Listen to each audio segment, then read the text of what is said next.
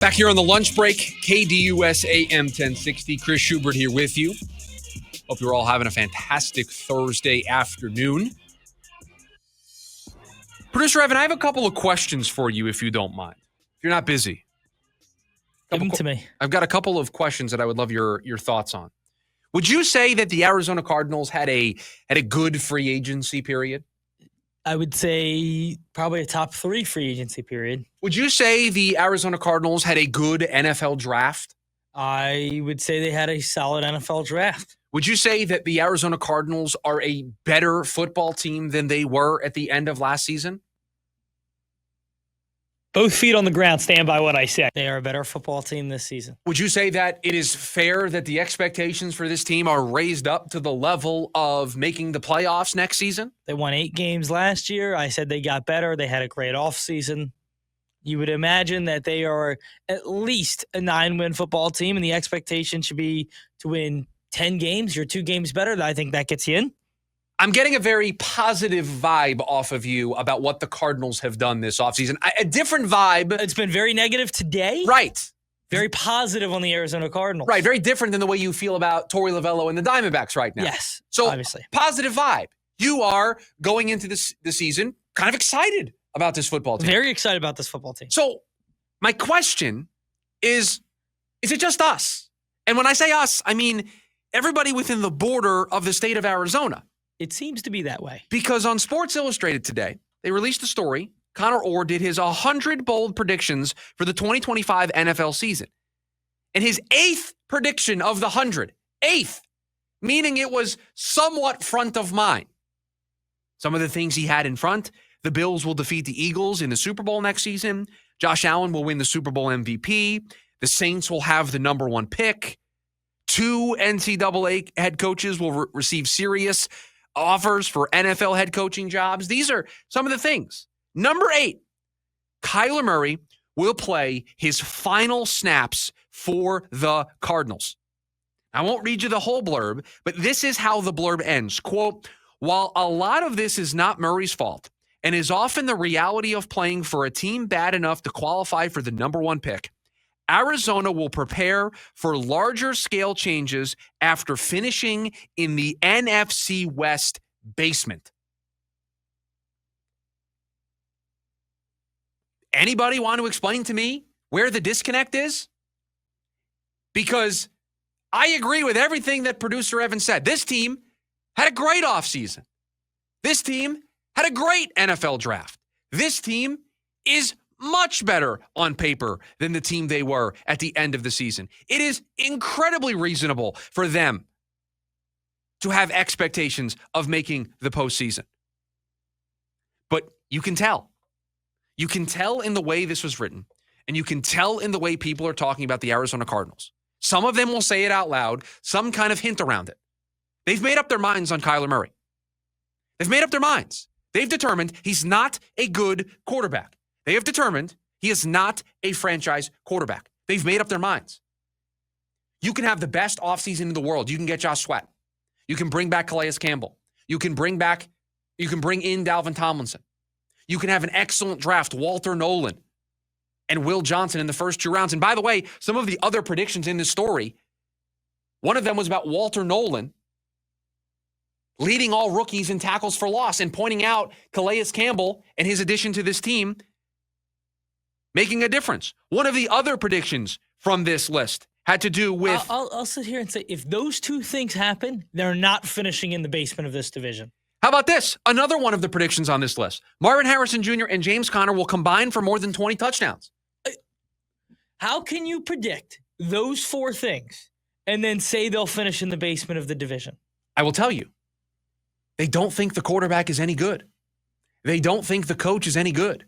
They don't think the things that matter, the head coach, the quarterback, are good enough for them to win. But you're right. That's the right question to ask. Because on one hand, you're telling me that James Conner and Marvin Harrison Jr. are going to combine to score 20 touchdowns. You're going to tell me that Walter Nolan is going to lead all rookies. Let me scroll down here because it's further down the list. But let me make sure that I quote it correctly about Walter Nolan, because I was scrolling through and I was shocked at that the 8th thing on the list was about Kyler Murray playing his last snaps for the Arizona Cardinals. There's 80 of these predictions, so apologies that it's taking me a little bit to scroll down here to find my Walter Nolan take. Here it is. Prediction number 85. Walter Nolan will lead all rookies in tackles for loss and all rookie defensive tackles in sacks. Here's the blurb. Quote, the gifted talent who slipped to the 16th pick due to some maturity concerns will flourish under the mentorship of Calais Campbell and hand third-year coach Jonathan Gannon a lifeline as he attempts to fix his run defense. So on one hand, you're saying Walter Nolan's going to be great as a rookie. Walter Nolan's going to be one of the best rookie defenders. You're also saying Marvin Harrison Jr. is going to have a great second season. James Conner is going to have a great season. And the team is going to, not only is Kyler Murray going to play his final snaps, but I kind of held one of these predictions in my back pocket because they also said, Connor Orr also said in this story, that the Arizona Cardinals, Miami Dolphins, and Washington Commanders will fail to surpass their Vegas projected win totals.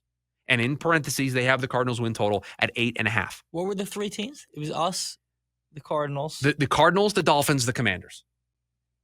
8.5. I actually agree with the other two. The Dolphins at 8.5 and the Commanders at 9.5. So for you to say Kyler Murray's played his last snaps in Arizona, they're going to miss on their win totals in Vegas. And on top of that, Walter Nolan's going to be great. Marvin Harrison Jr. and James Conner are going to combine for 20 touchdowns. You're telling me you don't believe in the quarterback. And so here it is. Once again, another example. Kyler, you got to go out and prove everybody wrong because there is nothing that this franchise can do right now. There is nothing that they can do in the offseason. There's nothing that they can do in the draft. There is nothing that they can do with an easy schedule. There is nothing that they can do with their coaching staff. There is nothing that they can do nationally to overcome this. Nobody believes in Kyler Murray. It's that simple. Now, I don't know if I believe in Kyler Murray. I have said this is a make or break season. But I look at this roster, I look at the way that he played in the first half of last season, and I look at the way that he's played in the past, and I'm willing to say they've got a shot. What if we just took a shot? They've got a chance. To write them off like this tells me that this is somebody who's done with Kyler Murray. And we know that is a common feeling. Oh, it's the overwhelming feeling surrounding this team. But I don't know how great he needs to be for them to win 9 football games. We talked about this 2 weeks ago. Does he need to be a top 15 quarterback? We said he's got to be better than that. Was he a top 16 quarterback last year? Probably on the fringes, probably in that conversation. They won 8 games. So if he's better than that, could he be in the top 10? He could be a top 10 quarterback statistically. I don't know if he's going to do it, but can he be? Yes. With this talent around him, with this infrastructure, with this coaching staff. But again, none of the other stuff matters. Everybody else is writing this team off because they wrote off Kyler Murray the moment he had in a wild card game in LA and threw a fit on the sidelines. That was it. Everybody in that moment decided on Kyler Murray. We've seen Kyler Murray. And it was bad. It was bad. But he got up from that. At least here he did. He got up from that and is a different player.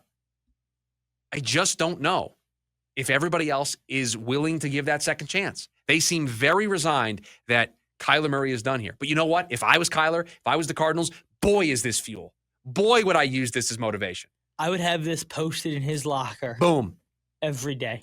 Everybody thinks that no matter what we do as a team, you are going to be the one that sinks us. If I'm Jonathan Gannon, I would pull him in my office today. And I'd say, Kyler, everybody else out here thinks that no matter what we've done, no matter how improved you are, no matter how improved this team is, no matter all the things that we've done, they don't think you're good enough to lead this team. Go prove them wrong. And you know what? If the season plays out and he doesn't win enough games and they don't make the playoffs, then he will have proven all of this right. I'm just not ready. I'm not there yet. I want to see this season out. There's no harm in seeing this season out.